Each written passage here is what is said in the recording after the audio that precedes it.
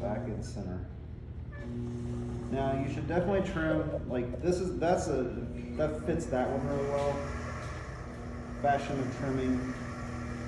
But just like I've gone around and made comments to a few of you about like what you've explored texture-wise and stuff, it is okay to do things differently than what you've seen in your grandma's china.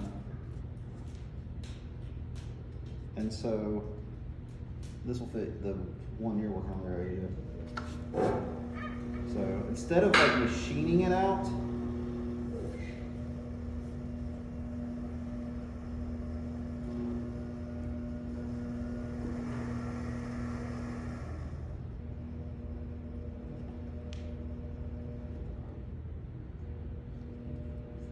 there's an air pocket.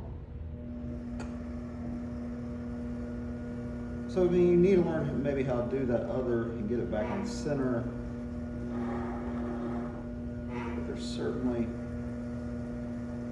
like that. And then under here where it just needs to be lightened. Oops. And then you knock it back off center and have to check that again. If these lugs are too soft, they will slip and then you need to get them out warm. And that's what just happened.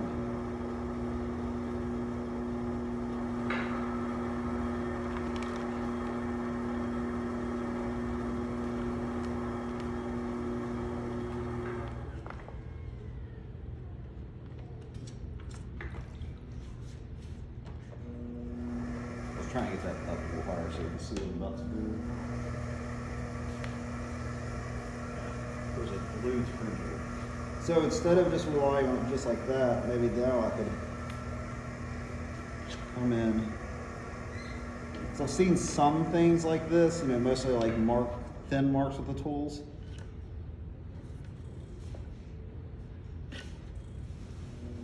And we haven't at all talked about, because I just wanted y'all to work, but we haven't talked about the types of kilns as much. I know I mentioned it like the first day, but oops, something like this with a lot of texture will look really good in one of the, what we call atmospheric kilns, the wood or the soda kiln. Because there's a glaze, it basically, you could think of it kind of like glaze that floats around on the fire in the kiln. And it'll catch on those, especially if I could fire it upside down. Oops.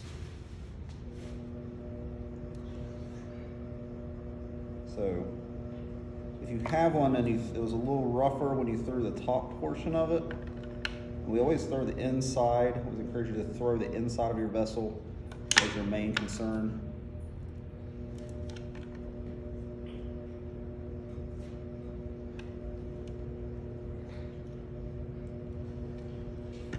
Maybe you can finish it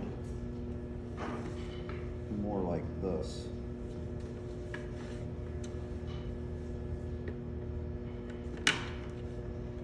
Hand that one around, fill the bottom of it. So you don't have to, you know, I trimmed in the regular fashion the center here. Sometimes it's good to leave this little bump in the middle, because if it tries to settle down in the kiln, it'll touch the kiln shelf and not stick the whole center, right? You will see plates. We fired a wood kiln over the break. Every plate that I had in it bigger than that, I had probably a dozen of them in it. Every one of them cracked directly in half.